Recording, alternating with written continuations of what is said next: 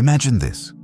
You wake up, grab the same phone, stare at the same cracked notifications, walk into the same bathroom, and give yourself the same tired half-smile in the mirror.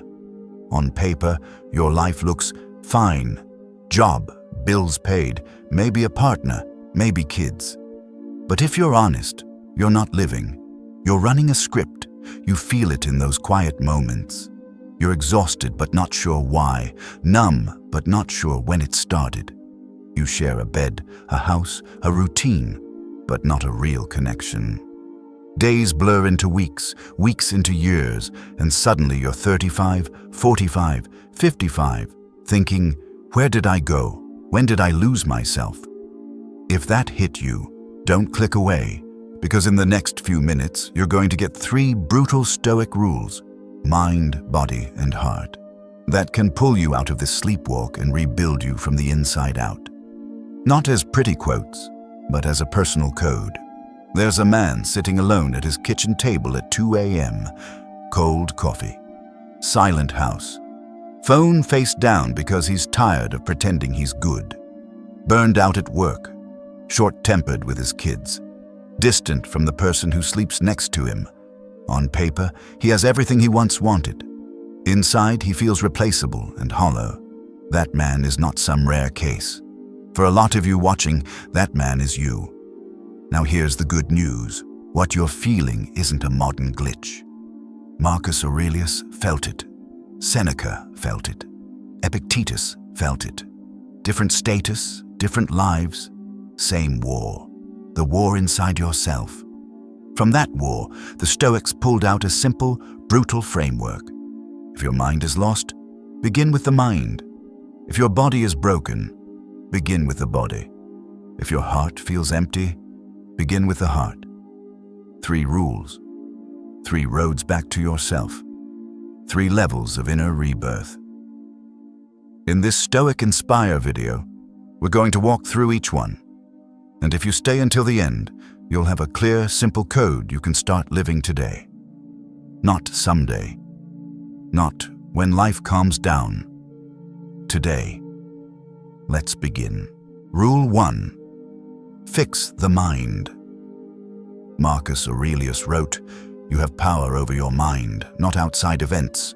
Realize this, and you will find strength." Most people today quietly surrendered that power. Their minds don't belong to them anymore. They belong to the noise. News cycles, timelines, endless comparison. Scroll, react, scroll, react.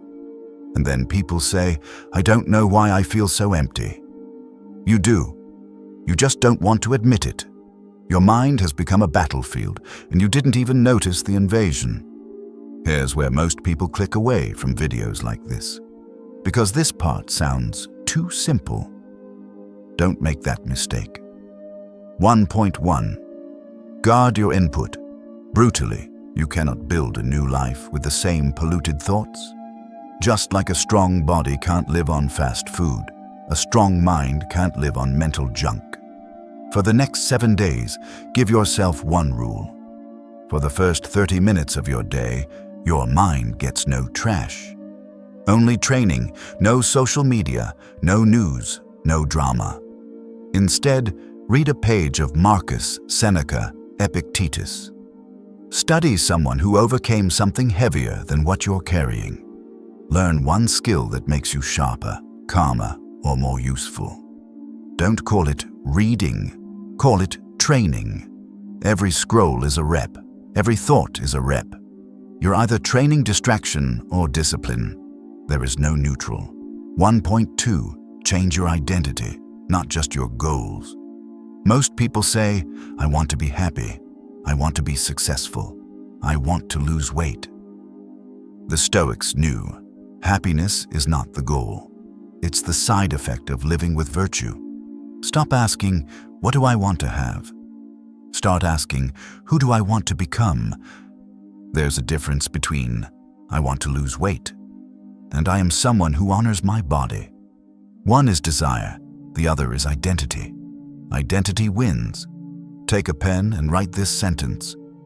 "I am becoming a person who..." Finish it. not with some fantasy about one day, but with who you choose to be today. I am becoming a person who keeps promises to himself. I am becoming a person who doesn't run from hard conversations. I am becoming a person who protects his peace. That sentence is not cute. It's a contract. 1.3. Break your invisible prison. I can't. I'm not good enough. It's too late for me. These are not facts. They're walls. And the cruel part, you built them. The Stoics talked about assent. The moment you agree with a thought, the instant you stop agreeing with the lie, you start breaking the wall. Here's your Stoic Inspire drill. Write down one belief that keeps you small. Maybe, I always mess things up. Rewrite it as a decision. I have messed things up. Now I'm the man who learns and does better. That one line is a hammer. Use it. 1.4. Train your mind like a warrior. Every morning, write 3 thoughts that make you stronger and 3 that make you weaker. All day, hunt the weak ones. When you hear, "I'll never change," replace it with, "Change is hard, but I'm already in motion." That's mental weightlifting. At night, ask yourself, did my mind serve me today or sabotage me? Here on Stoic Inspire, we don't chase fake positivity. We practice disciplined thinking, calm under fire, clear in chaos, unshaken by noise. Say this as a vow: my mind is my kingdom, I am its ruler. From this moment, no one thinks for me unless I allow it. Rule 2. Fix the body. You cannot build a strong inner world while living in a neglected shell. Marcus wrote, "At daybreak, when you find it hard to get out of bed, remember you were born to act as a human being, not to scroll, not to snooze yourself into another day of half-effort. To act. Your body is where your decisions become real." 2.1. Protect your energy. Food plus sleep. Your body is not a trash bin. Every bite and every late night is a vote. Stronger tomorrow or weaker tomorrow. Before you eat, ask, does this bring me closer to the person I'm becoming, or keep me chained to who I was? You don't need a perfect diet. You need honest awareness. Same with sleep. Seneca wrote, "It is not that we have a short time to live, but that we waste much of it." Every one more episode, one more scroll, one more game is borrowed from tomorrow's strength. You can't build greatness on a tired mind and a foggy soul. Treat 7 to 8 hours of sleep not as a luxury, but as a ritual of self-respect. This is how you say to yourself, I take my mission seriously. 2.2. Earn your strength. Movement plus discomfort. Your emotions live in your body. They do not dissolve by thinking about them more. They move when you move. You're anxious? Walk. You're angry? Do push-ups. You feel numb. Step into cold water and remember you're still alive. Epictetus said, "No great thing is created suddenly."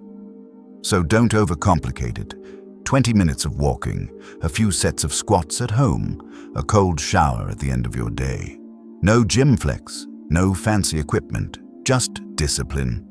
When you pick discomfort on purpose, the last rep, the cold water, the clean meal when you want junk, you're sending one message to yourself. I still keep my word, even when it's uncomfortable. Write this as a personal code. My body is my temple, and I am its loyal guardian. Then prove it with one action today, not tomorrow, today. Rule 3. Fix the heart. The most dangerous pain is not the loud breakdown, it's the silent numbness you've learned to live with. Life looks fine from the outside. Inside, your heart has gone quiet. You built walls to protect yourself from betrayal, from disappointment, from grief. But walls don't only keep out pain, they keep out joy too. Marcus Aurelius wrote, "Be like the rock against which the waves break." A strong heart is not one that never feels pain. It's one that stays open after pain. 3.1. Find your heart again, let down. No phone, no music, no distractions. Ask yourself 3 questions. 1. If I could not fail, how would I live? 2. What am I pretending not to care about, that I actually care about deeply? 3. When no one is watching, who am I really? If your chest tightens when the answers come up, good. That's proof you're still alive. Write down what you hear. Those aren't just thoughts. They are messages from the part of you that's tired of pretending. You don't rediscover your heart by chasing more pleasure. You rediscover it by listening to what you've been avoiding. 3.2. Put down the weight. Your heart is carrying too much. Anger, regret, guilt, old stories. These things are not you. They are luggage you've mistaken for identity. Epictetus said, "It's not what happens to you that hurts, but how you react to it." For the next 30 nights, do this. Write down one thing you choose to forgive. It might be a person, it might be yourself. Not because they deserve peace, but because you do. Forgiveness isn't surrender. It's liberation, putting down chains you were never meant to carry.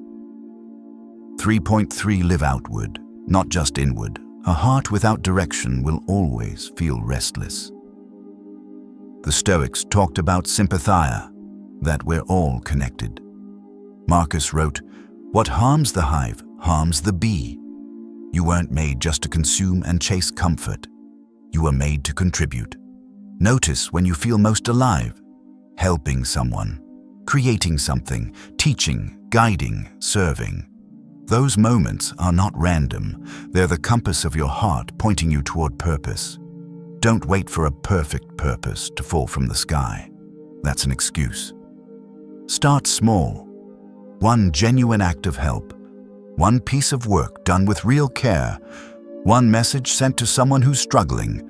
A heart that gives doesn't run empty. It expands. Say it. My heart doesn't just beat to live. It beats to serve, to connect, and to love with strength. The circle of rebirth. Now here's the real secret. These 3 rules are not separate. They form a circle. When you fix your mind, you give direction to your body. When you train your body, you give fuel to your heart. When you open your heart, you give your mind a reason to keep going. The mind is your compass. The body is your vessel. The heart is your flame. When one collapses, the journey falls apart. When all 3 align, you become very hard to break. Marcus battled anxiety. Seneca doubted himself. Epictetus lost his freedom but found inner peace. They were not flawless. They were relentless. One choice, one step, one honest effort, day after day. That's all it takes to rewrite a life. Remember that man at the table at 2 a.m.? He decided to rebuild himself the Stoic way. Mind, 30 minutes of Marcus instead of 30 minutes of scrolling. Body, simple workouts, earlier sleep, cold showers when he wanted comfort. Heart, writing apologies, forgiving himself, serving in a quiet way instead of hiding. Months later, his life wasn't perfect, but he was different. Calm, grounded, harder to shake, harder to manipulate. That's what these 3 rules can do when you live them. Not just watch them. Fix your mind and you begin to fix your life. Train your body and you free your soul. Heal your heart and you stop being lost, even when the path isn't clear.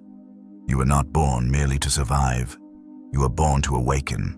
This is Stoic Inspire.